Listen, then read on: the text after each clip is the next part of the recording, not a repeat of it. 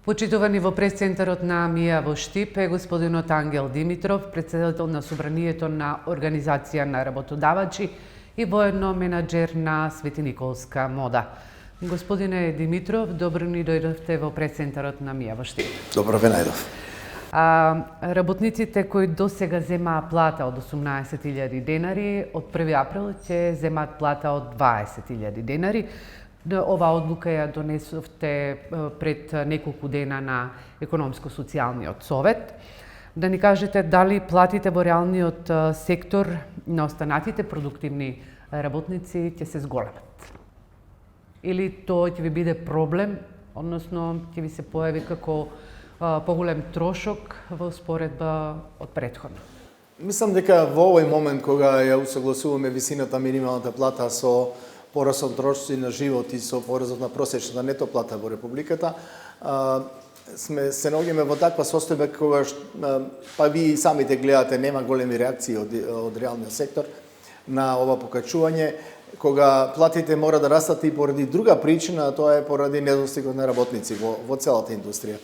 Така да ова усогласување значи само задржување на куповната моќ што ја имаше минималната плата лани во март, која беше покачена 18.000 денари, не значи збор за реално покачување и ние сме свесни за тоа, а секој работодавач се обидува на свој начин како да ги награди подобрите работници, бидејќи ако тоа не го направи, тогаш ќе дојде до ситуација да се демотивираат подобрите работници и они работници нели со повисоки ставки, со повисоки коефициенти. Во најмала рака, ако работодавачот нема доволно средства за процентуално да ја качи со истиот процент платата на сите работници, тој мора да барем линеарно покачи платата за овие 2170 дена на сите работници, за да може да се задржи разликата помеѓу вработените. Бидејќи во суштина платата е награда за учинокот на работникот, а мора да бидеме свесни дека сите немаме исти учиноци. Така. Најголем проблем во реалниот сектор е недостатокот на работници. Вчера излезе министерот Битики со една бројка дека недостасуваат 10.000 работници на годишно ниво. Да ни кажете, еден од предлозите е увоз на работна сила. На кој начин според вас би можело тоа да се прави од други земји? Факт е дека прв пат некој политичар од Македонија слободно проговори за овој проблем. Досега политичарите не сакаат да зборуваат за тоа, затоа што се плашеа од разни реакции од граѓаните, па и имаше разни реакции на социјалните мрежи, бидејќи факт е дека во Македонија се уште стапката на невработени е голема. Но тие невработени не сакаат да се јавуваат на огласите за слободните работни места, а од друга страна и покрај напорите на владата преку активните политики за вработување, тие не се јавуваат ниту за желба за преквалификација.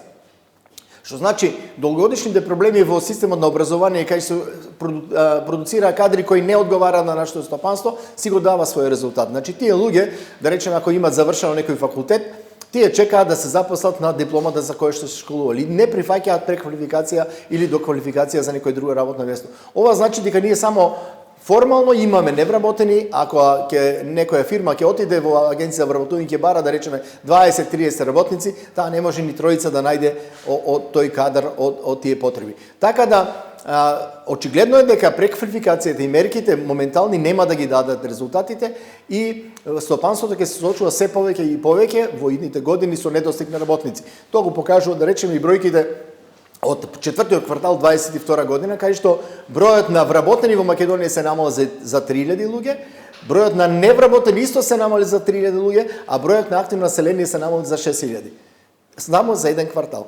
Што значи дека Македонија, ако не преземе нешто, во идниот период ќе се соочи со тоа да постепено одумирање на нивната економија и што ќе биде проблем за сите буџетски корисници, а најмногу мислам на прв удар ќе биде фондот за пензии и фондот за здравство.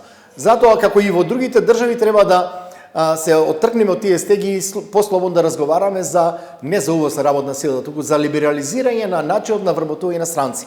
Бидејќи навистина редливо некој да рече ќе увезете работници па ќе ги даете на овие како тие баш ми се компери. Кој е вашиот предлог за тој модел на либерализација? Мојот предлог е значи да се либерализира и тоа не мора да биде преку ноќ, да постепено либерализирање на увозот на странци Во Македонија постојат веќе неколку агенции за фактички за невработени, за вработување, кои веќе имаат контакти и преговараат со странски работници кои се заинтересирани да работат во Македонија. Така да се разбира дека тие луѓе ќе дојдат овде кои немаат, треба да се обезбеди место за станување, значи за живење, да се обезбедат минималните услови и да се вработат во нашите компании. Тоа веќе се случува во Хрватска, се случува во Бугарија. Во Бугарија некои компании веќе градат интернати за сместување на тие работници. Тие најмногу имаат од Виетнам работници, но сите оние земји кои што баш денеска читав некоја анализа, имаме земји со 114-115 евра минимална плата. Нашата плата е 3 пати поголема. Имаат исто така многу полоши услови за живење и за работење. Значи во Бангладеш немате чиста вода за пиење. Луѓето умираат од заразни болести заради гадната вода. Во Македонија условите за работа на работниците, за безбедност и здравје и така натаму се далеку подобри него што е во тие држави. Рековте дека има веќе 3-4 агенции кои што преговараат со работници од странство. Од кои земји еве? Јас да речеме добив од една агенција од Скопје понуда за работници од Непал. Значи таа преговарала, има тамо доволно заинтересирани луѓе кои имаат искуство веќе со машини за шиење, бидејќи знае дека јас сум од таа бранша, па ми понуди такво нешто. Но сигурно некои разговараат и со други држави. Значи, на Бангладеш, Пакистан, Филипини, Индонезија се држави кои што имаат 3 пати пониска плата од нашата и мислам таму може да се разговара. Тоа би бил процес, тоа не може преку ног да биде, значи треба да се обезбеди све, но би било во интерес на опстанок на нашата економија. Као што реков, ако тоа не го направиме, со селењето на младите надвор, ние ќе останеме без работници, економијата полеко ќе пропаѓа, а буџетот ќе остане без пари.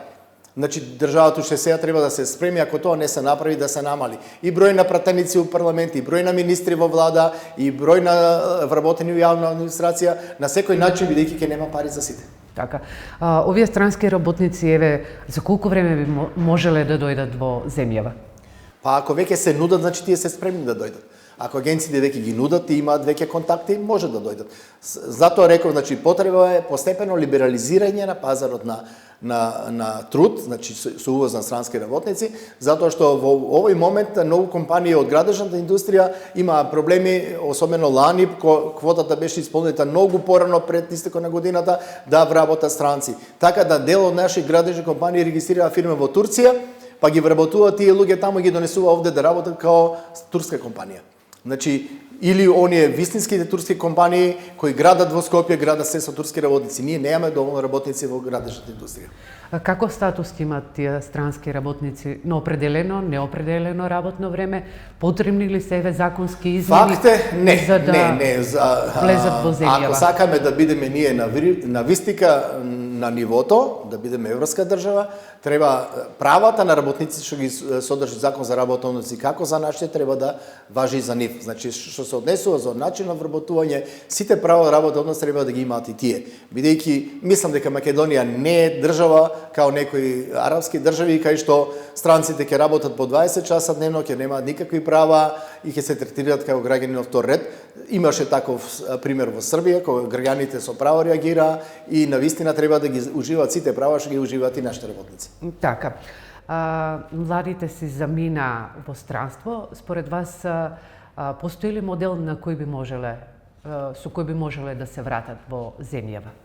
Тоа е многу убава желба, но за жал ќе ве разочарам, не постои модел кај тој процес нагло ќе се сопре.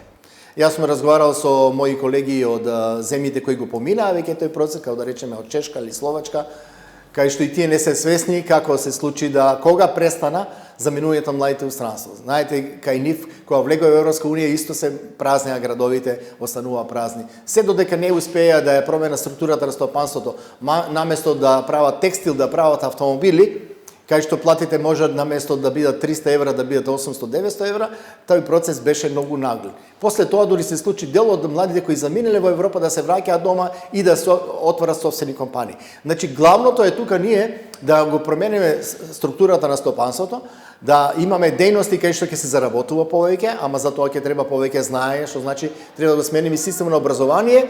За тие млади луѓе има доволно знаење да работат по суштински, по високо платени работни места и тогаш нема да имаат они потреба да заминуваат надвор. Но јас секогаш кажувам, многу е едноставно да се мисли дека само платата е причина за минување на младите. Ние имаме високо партизирано општество, младите луѓе уште кога да се запишат на факултет мора прво да идат во партијата за да земат стан легло во интернат, да не зборуваме за вработување или за било што. Прво треба партиска книжка да изведе. Тоа ги нервира младите луѓе. Сите не сакаат да влезат у партии и да бидат лепачи на плакати. Друго, владењето на правото. Нееднаква примена на правото за сите граѓани во Македонија исто ги нервира младите. Па дури и нееднаквоста на примена на даночните прописи ги нервира. Знаете како? Ние имаме одличен закон, да речеме, за персонален данок. Тоа беше и порано и сега со измена на името на закон, така да се каже. Ако некој има огромно богатство, УЈП има право да отиде да му направи попис на имотот и на се она што нема платено данок, кој нема даночни пријави, да му пресмета 70%. Не му треба ни судење, ни тужење, ни затвори. Нека плати 70% на тие пари што ги има, на тој имот што го има. Ние тоа не го правиме и тоа ги нервира младите. Значи не може законите за едни да се почитуваат, за други да не се почитуваат. На едни крајови од државата сите плаќаат струја, сите плаќаат данок на имот, сите плаќаат ДДВ, на други крајови од државата апаратите фискални се покриени со чаршаф и никој не ги ни гледа. Ќе отидете во дуќан, не ја ни гледате касата. Така да, се е тоа што треба да се промени за да навистина младите сватат дека живеат во една средена држава. Така. Еве, вие како управител на Светениковска мода се обидовте да привлечете работници со парична награда за работниците кои се вработени во вашата компанија од 5000 денари. Колку успеавте или треба да бидете уште покреативни за да ги привлечете работниците да дојдат во вашата фабрика? Сигурно треба да бидеме покреативни, затоа што овој модел на привлекување на работници ни го предложија нашите газди од Германија, затоа што сме ние контролирани од германска компанија, бидејќи во Германија тоа многу се применува. Иако бевме скептици, го прифативме да видиме, да пробаме. За жал се јавија работници, значи дојдоа нови работници, но не млади луѓе кои сакаат да учат и кои сакаат да работат во конфекција. Дојдоа жени кои останале без работа во некоја друга компанија со неколку години пред пензија, така да, како што вие рековте, мора да бидеме покреативни. Една од работите е што нашите плати веќе се повисоки од платите што ги имал јавниот сектор, што беше во Македонија некаде до 2005 година. Од тогаш нааму платите во општинските службеници и сел јавен сектор постојано растеше, а платите во приватниот сектор стагнира. Сега се случи нашата чистачка во погон да зима повисока плата него медицинска сестра во амбуланта. Тоа ќе доведе до тоа да ќе почнат пак младите да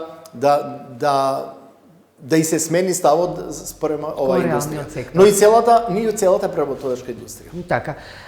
Да ни кажете, високите трошоци за водење бизнис, главно предизвикани од наглото зголемување на цените на енергијата, го намалија конкурентниот капацитет на македонските предпријатија.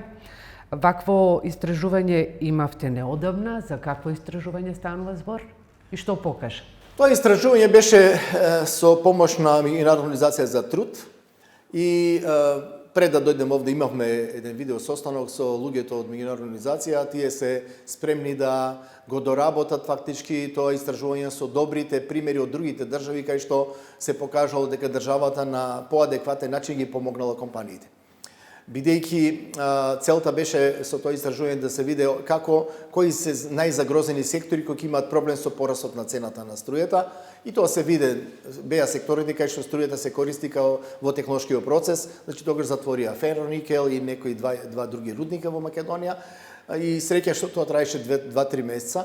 Сега цената на струјата во Хупекс берзата во Будипешта, кај што е за нас релевантна, е многу пониска од тогаш, значи од 500-600 евра се спушти некаде на 150-160 евра за киловат, и тоа пак е 2 пати повисоко него струјата што ја плаќаат граѓаните.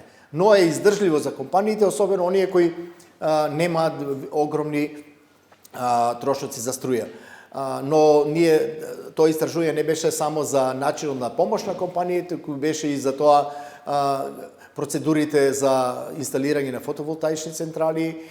Укажувавме дека ако не може да се направи едношалтерски систем, барем да се предвидат максимални рокови во кои институции треба да одговорат. Вака е несватливо да една процедура за добивање дозвола за изградба на фотоволтаична централа и тоа на покривот на фабриката трае од 1 до 3 години.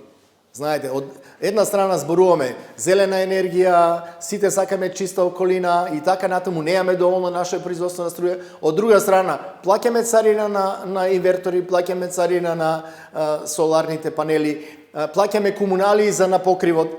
Замислете, и тоа неуедначени во една општина многу, во една малку, во некоја општина ич. Значи и тие процедури треба да се усогласат. И ако сакаме да ги помогнеме компаниите да инвестираат во тоа, треба најмалку што може да направиме процедура скратена, да речеме максимум 3 месеца.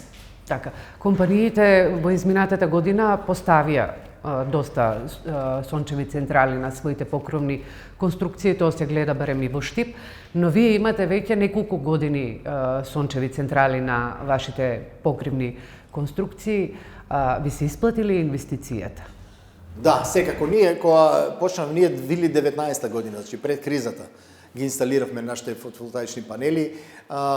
Проценките беа дека некаде 4,5 до 5 години беше враќањето на инвестицијата, но тогаш цената на струјата се движеше околу 70 евра по киловат. Замислете тоа за 6-7 месеца во 22 година се качи на 500-600 евра, што значи дека многу кратно ги исплативме веќе панелите и се инвестираме уште 200 киловати. Компаниите тука се судруваат исто со проблемот на вишокот на произведена енергија, значи ако тие не можат да извадат дозвола за продажба на вишокот на енергија, а е многу тешко да ја складираат, таа ја губат. Значи дури може да се случи во одредени моменти Евана да не и дозволи да воопшто да се приклучат на централата и тој вишок да го продават. Значи ќе мора да ги исклучуваат централите. Складирањето, како што реков, е многу тешко. Тие батерии се многу скапи и краткотрајни, не траат многу. Дали побаравте еве помош од владата токму на ова? За тоа разговаравме денеска, дали може барем да се помогне, ако не помага за изградба на соларни панели, барем да помогне за купување на батерии за складирање. Тоа и за компаниите и за граѓаните е многу пожелно, бидејќи навистина штета таа струја да пропадне, да не може да се искористи, а ако може да се складира, тогаш ќе се користи во период кога нема доволно сонце. Така да помошта би била во ослободување од царински давачки и одредени, да речеме, субвенции за купување на такви бактерии, бидејќи ќе помогнат и на целиот енергетски систем Македонија. Така. Македонскиот бизнис сектор, меѓутоа еве гледаме и странски компании, бараат земјиште за да се постават фотоволтаици. Барем овде во Штипскиот и Овчеполскиот регион тоа го имаме како примери. Според вас треба ли да се поставуваат фотоволтаици на плодно земјиште? Не, тоа е погрешно. Некои општини имаат добра стратегија, значи не даваат дозволи за изградба на подобрите класи на земјиште, само на послабите класи на земјиште. Знаете дека, мислам дека владата се откажа од намерата на земјиштето кој беше предвидено за аеродромот Штип да се прават фотоволтаици. Тоа е едно од најплодното земјиште во Овчеполие, да се стават фотоволтаици. Не, треба само на лошото земјиште, како што е во Анзибегово, која е солена почва, која не може за ништо друго да се користи. Такво земјиште имаме на разни ридски површини и така треба да се прави, но секако дека треба да се дозволи. Сега тука има една мана, ние македонците, како што не дал Господ, нешто ќе слушнеме и сите, мислам, ајде сите, тоа е бизнис. Има луѓе кои купија парцели, има луѓе кои дури изградија, а се уште нема дозвол за приклучок. Прво што треба да се види дали во близината на таа нива што ќе купите има приклучок, далековод на кој ќе се приклучите. Второ е да се праша дали тај далековод има капацитет да ја земе вашата струја. Бидејќи некои далеководи наши се со мала моќност нема доволно капацитет, да речеме за по опуштањето во употреба на ветерниците во Овчеполе, мораше да се догради системо помеѓу Велес и Свети Николе, меѓу трансформатори, да се обезбеди поголема моќ на далеководот за да прими таа струја. Значи не е само да направиш централа, треба да знаеш преку што ќе ја пренесеш таа струја и на кого ќе ја дадеш на крајот на краиштата. Така. Господине Димитров, се очекува оваа година да се донесе законот за работни односи, барем така најави Министерката за труд и социјална политика Јована Тренчовска, токму од овде од прес-центарот на МИА во Штип. Имаше 10 дебати на токму за овој закон за работни односи, учествувавте и вие. Еве да ни кажете на кои ставови останувате понатаму дека треба да ги има во законот за работни односи? Значи, мора да ја пофалам одлуката на министерката на предпоследната седница на Економско-социјалниот совет, која рече сега не треба да брзаме, значи првичните идеи дека треба да се во секој случај законот донесе до мај или до јуни се откажани и дека е добро да имаме уште некоја расправа, да комисијата која работевме на законот пак после овие јавни расправи се состане, да ги види сите забелешки и до крајот на година ако се донесе законот тоа ќе биде добро. И е тоа окей, затоа што законот е се уште недоработен. Законот нема преодни и завршни одредби, а од преодни и завршни одредби зависи многу работи. Зависат многу обврски на компаниите, да речеме, вработениот што бил пред измена на законот, каков третман ќе има, дали ќе продолжи по стариот закон или по новиот закон и какви бирократски процедури нови ќе излезат на компаниите. Не се доработени воопшто и прекршачни одредби, така да добро е што ќе имаме повеќе време. Ние реагираме некои работи во кои мислиме дека сме обесправени во однос на работниците. Значи, уште од старт рековме дека работниот однос е договорен однос помеѓу работник и работодавач, тие се договара за сите битни работи во однос на работењето на работникот. Значи, не само за платата и за работното место, за унапредување во кариера, за безбедни услови за работа, за све. И сето тоа треба да се договори во самиот договор. Но од друга страна, кај многу одредби ние сме хендикепирани затоа што да речеме, одредбата за отказниот рок. Кај нас е минимум 1 месец, а кај работници ја намали од месец на 15 дена. Од друга страна, работодавачот има обврска да исплати оштета на работникот ако не го почитува отказниот рок. Работникот нема обврска да исплати оштета. Што значи работникот едноставно 3 дена не ви доаѓа на работа и баш му е гајле, вие ќе мора да го напуштите од работа. Но штетите што ќе настанат, особено ако е тоа работно место, особено инженерско или некој важно место кај што вие не можете така брзо да најдете друг работник, тој ви прави штета на вас. Вие не можете да наплатите штета и не можете за таа штета да се договорите во моментот кога го правите договор за работа. Значи, ако јас и вие се договараме на почеток на работа дека ќе имате 1000 евра плата, дека ќе идете на такви и такви обуки, мора да предвидиме рок подолг за отказен рок и вие ако не го почитувате навистина да ми платите дел од штетата. Бидејќи тоа е нормално, тоа е договорен однос. И на други работи, да речеме работа од дома или на далечина. Оставена е можност работникот да бира дали ќе работи дома или на друго место. Кое е друго место? Не може работодавачот да не знае кај ќе работи работникот, а од друга страна е предвидено работодавачот мора да му обезбеди безбедни услови за работа, да му обезбеди техничка помош за опремата, и па како ќе му обезбеди ако не знае каде работи. Или пристап во домот му е овозможно само на, замислете, на државен инспекторат за труд, а на работодавачот не му е обезбеден пристап во домот. Како ќе го јас контролирам, како ќе му направам техничка поддршка, како ќе му обезбедам безбедни услови за работа, ако немам право на пристап во неговиот дом. Значи тоа се нееднаквости, значи мора или работодавачот не може сам да рече вие заради тие и тие причини од утре треба да работите дома или комбинирано да работите. Не, мора работникот да се согласи и да каже јас сакам или не сакам да работам од дома или од далечина. Тоа не е добар пристап, бидејќи навистина ако сакаме добар закон за работни односи, правата и обврските треба да бидат меѓу двете страни еднакви. Има ли за нешто што се имате договорено, конечно договорено, работодавачите со синдикатите, тоа со работниците? Одредени работи си имаме договорено, не знам, да речеме ние уште у старт прифатиме кај договори на определено време, уште првите разговори дека 5 години на определено време е превише и дека треба да се намали на 3. Тие инсистираат на 2, па кога министерството прифати за 2, тие почнаа да зборуваат за 1.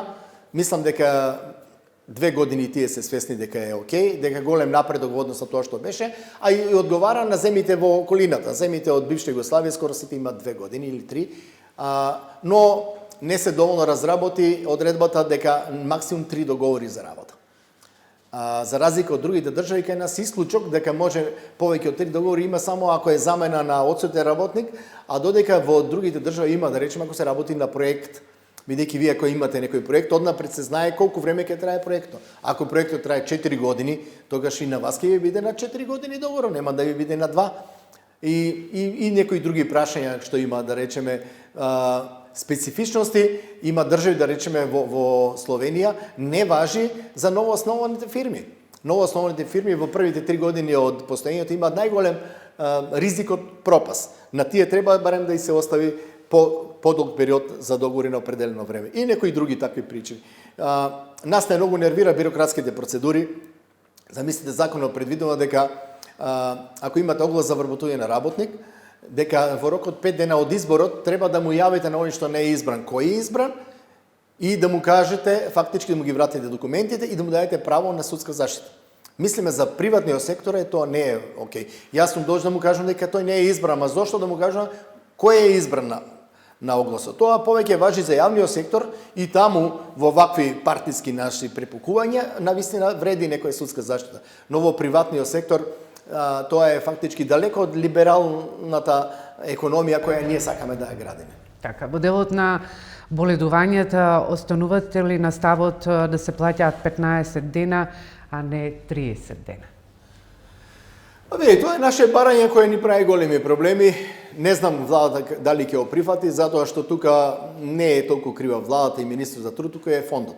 Фондот заради проблемите што ги има, законот првичен во 2005 година, постоечкиот закон е донесен 2005 година, велеше до 21 ден на терет на работодавач, после 21 ден на терет на фондот. Фондот, бидејќи нема доволно пари, се намалува бројот на работници, паѓаат придонесите, сам го зголеми на 30 дена. И ние заради тоа и опште колективен договор го прифатиме на 30, но тука е најголем проблем злоупотребата на боледувањето.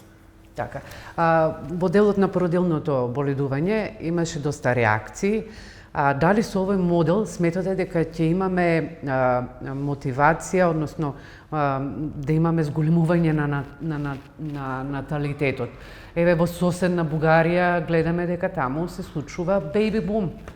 Едноставно со тие нивни законски решенија што ги имат во законот за работни односи. Па видите, тоа е одреден напредок, а дали ќе дојде до бејби бум не сум сигурен, затоа што тука зависи и други причини играат, не само тоа. Ова е преземено фактички хармонизација со европско законодавство. Значи, ние досега имавме само породилно отсуство, сега имаме мајчинство, татковство и родителство. Имаме 3 вида на отсуство. Таткото исто користи во првите 3 месеца обавезно отсуство за чување на бебето. Иако некои реакции имаше дека ние на овој степен на развој имаме родители, особено татковци, кои не се способни да помогнат на учувањето на детето, ќе искористат тие слободни денови за иде у кафана.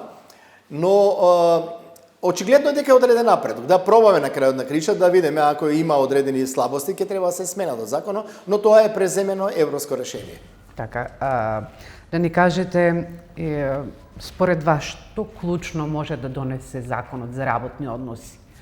И за работниците, и за работодавачите. Овој нов закон кој што ако ги отклониме сите слабости што ги има во овој момент тој закон, за мене најважно од се не е намалување на рокот за определено неопределено време или овие родителство, татковство и така натаму.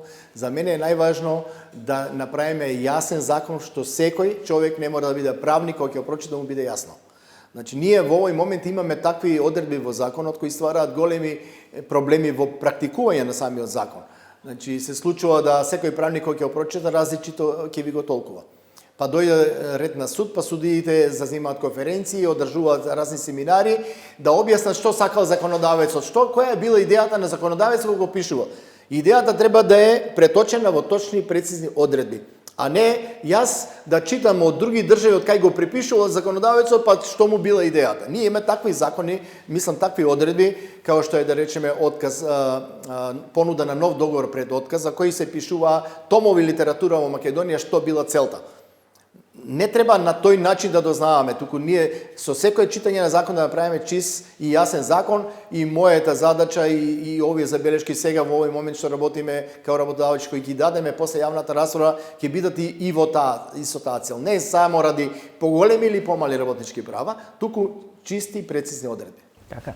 Во моментот каква е состојбата во текстилниот сектор? Се наоѓаме во некоја интересна состојба, значи после корона кризата, многу европски брендови и не само во текстилна индустрија, во другата индустрија, се соочија за време на короната со кинење на тие ланци на снабдување, со тешкоти и растот на цената на бродскиот транспорт, така да има една нова идеја да своето производство, бидејќи ние работиме за нив, ова е нивно производство, не е наше, да го прават поблизо до Европа. Македонија е идеална позиција за тоа и од тогаш наму имаме страшно големи нарачки, изголемени нарачки, значи она што се повлече од Бангладеш, што се повлече од Пакистан, доаѓа кај нас. Тие направија дури реклами во Германија и во Европа, дека ова е произведено во Европа. Овде се почитуваат работнички права, социјалните сигурност на работници се повисоки, безбедни услови за работа, не е као да речем во Бангладеш, бидејќи претходно беа сите брендови критикувани за она што го работат, да речеме, во Виетнам или во Бангладеш, кај што покривите паѓаат врз главите на работниците. Така да тоа дојде добро за нас да имаме доволно работа, ама сега се судираме со проблем да немаме доволно работници за да ги задоволиме сите тие зголемени нарачки. За колку време очекувате еве тие странски работници да дојдат? Веднаш или да се навратиме на онаа тема? Видите, ако владата излезе со решение за либерализација, ја мислам дека веќе оваа година ќе се појават првите странски работници, бидејќи ви кажав дека агенциите се спремни, веќе нудат работници. Ако се олесни процедурата за вработување, Ќе имаат иста плата како македонските работници? Па тоа е согласно меѓународни конвенции и нашиот закон. Вие не можете за иста работа на мажот, на жената или не знам на црниот или на белиот да му давате различна плата. Мора да имате иста плата. И на крај една актуелна тема што се однесува нели за стандардот на граѓаните, а актуелно е замрзнувањето на цените. Како гледате вие на овие мерки на владата? Овие мерки јас ги гледам повеќе онака као економист, значи не ги гледам као граѓанин или као работодавач, особено што нели немам интерес, мојата компанија произведува за извоз, не за тука. Мислам дека во време на нарушување на пазарните законитости секоја држава, па и европски држави, ево сега се случува, Америка спасува 2 банки од пропас со цел да не се пренесе кризата на другиот банкарски сектор. Значи тогаш имаме државен интервенционизам и државата интервенира да не дојде до поголеми проблеми. Но во случај кога да економијата заживува и кога пазарот сам ги регулира тие неправилности, тогаш владата треба да се повлече. Тоа е пазарен механизам. Значи владата има еден не знам чи беше економист, познат економист кој вели вака: предноста во капитализмот е што владата секогаш ќе се вади на страна на пазарот. Ако нешто не иде добро, ќе рече пазарот е виновен. Ние сме пазарно стопанство, пазарот така направил. Ама во социјализмот вика кога за се планираше и се државата одлучуваше и за цени и за што ќе се гради, не може да рече пазарот е крив. Ние доаѓаме сега во ситуација ова замрзнаме, она замрзнаме, утре ќе рече некој од граѓаните оправо, а зошто цените на лековите не ги замрзнеме? Компаниите од фармацевската индустрија е едни од најбогатите во Македонија. Значи, една компанија од нив има 5 пати повеќе профит лани него целата пекарска индустрија, сите заедно. Значи, со право такви логични прашања се постават. Што значи дека и тоа ќе го ограничиме? Па после утре ќе рече некој, па чекај, како ние имаме регулирана цена на струјата, а нашите дистрибутери на струја се богаташи. Имат 15-20 милиона евра добивки. И децата на политичарите прават пак такви компании. Што значи дека и онаму кај што ни е регулирана цената, очигледно регулаторна комисија многу лесно ги дава тие профити на тие компании. Затоа што ако ги земете најголемите 100 компании во Македонија, кои се тоа компании? Прво се телекомите, кои се еден вид монопол, бидејќи изгазда име и на А1 и на Телеком. Второ се Мак Петрол, Окта, Лукойл и така натаму, значи дистрибутерите на нафта. Трето се дистрибутерите на струја, Евана, Мепсо и другите приватни. Значи ќе видите дека тоа се на еден начин привилегирани или, како да кажам, олигополи. Значи компании кои имаат слична дејност и кои на еден начин или се договараат со комисијата. Сега пекарите не може да се договорат со владата и се замрзна цената, па сега ќе викаме и на оризот, па утре не знам што ќе биде. Така да мора многу внимателно со тоа да се прави. Не може, ние не се враќаме сега у социјализам, сигурно со тоа што ќе го направиме и треба да сме свесни што од кога ќе ги одмрзнеме цените. Значи работодавачите и бизнисмените се економисти, тие факти се практични. Знаат дека јас свесно ќе губам 3 месеца, ама 4-тиот месец дел од тие загуби ќе ги покријам. Не може, во економијата нема бесплатен ручек, мора се да се плати. На крајот краишта и државите се си плаќаат. Значи државите кои штампаа огромни милиарди Фед резервите во Америка и Европската банка Сега и се враќа како бумеранг. Инфлација огромна, ги качуваат каматите и пропаѓаат банките. Бидејќи банките имаат инвестирано во владите, земаат обврзници со многу пониска камата. Сега каматата е повисока, они не знаат што да и прават сега на тие обврзници. Значи нема бесплатен ручек и владите не можат бесконечно се финансираат со ефтини пари, а потоа да предизвикуваат инфлација. Значи ќе речам, мора одговорно сите да работиме. Мора и владите во света одговорно да работат. Не можем јас на грбот на моите внуци да земам кредити за да сега се направам дека сум добар министер. Тие пари мојот внук ќе ги враќа. Господине Димитров, имавме пандемија, па економска криза, па енергетска криза. Дали годинава и наредната година ќе ни бидат стабилни во делот на економијата и на секако и на животниот стандард на граѓаните? За среќа со корона кризата немаме проблеми, мислам дека тоа го надминавме и релативно добро го поминавме со тоа што потрошивме големи пари кои сега треба да ги враќаме. Втората работа е енергетската криза која може би зимата ќе имаме поголеми проблеми, мислам дека нема да бидат страшни. И со ова што се градат новите капацитети и така натаму, не де Боже да дојде до поголема банкарска криза. Значи ако се прелева во Швајцарија, исто најголемата банка во Швајцарија имаше големи проблеми, владата мораше да ја покрие да немаше пат на сите. Бидејќи знаете, ние да банка нема да опстане ако земат граѓаните отиде сите да си ги земат депозитите назад. Тие депозити банката ги дала на владата и земала обврзница, парче хартија кој вика за 6 месеца ќе ти вратам толку пари. Тоа е обична хартија, со ништо не покриен. Така да мислам, затоа владите мора пак да реагираат, да обезбедат некои стабилни услови за стопанисување. Може наша среќа што ние не сме толку поврзани со светските големи играчи, па и минатата банкарска криза 2008-2009 релативно лесно ја поминаме, така и ова, мислам дека нашите банки се сигурни и не чека барем нас као Македонија некоја постабилна ситуација, освен тоа што навистина се истрошивме многу, немаме веќе пари за нови инвестиции, дури и најавените нови патишта кои се проценува дека бидејќи нема проект 2 милиарди и 300 може би 2 милиарди, се пари кои треба сите ние свесно да бидеме дека ќе ги враќаме. Значи без пари нема да ни граде никој. Македонија веќе плаќа многу пари за камата. Значи 160 до 200 милиони оваа година од буџет се плата за камати. Замислите со тие 200 милиони евра што би направиле ние ги плаќаме камата. Значи плаќаме за она што се земало пред 5-6 години. Сега го враќаме. Така да ова што сега се задужуваме ќе го враќаме после 5-6 години. Мораме да бидеме внимателни и мора да сватиме дека без да ја подобреме економијата, без да зголемиме нашата ново создадена вредност, значи GDP по жител, без да го зголемиме тоа, не може да обезбедиме подобар живот на сите граѓани. Може да се лажеме. Ќе ви зголемиме платата уште 3000, ама ќе изголемиме цените на трошоци на живот, па вие ништо не се доли. Пак ќе купите 5 лева, ако се купувате со тие пари 5 лева, значи нема да купите повеќе. Единствен начин на зголемување, реален начин на зголемување на стандард на граѓаните, повисоко производство, повисок износ, повисок девизен прилив. Господине Димитров, ви благодарам на разговорот. Благодарам јас. Почитувани, ова беше разговорот со Ангел Димитров, председател на Собранието на Организација на работодавачи.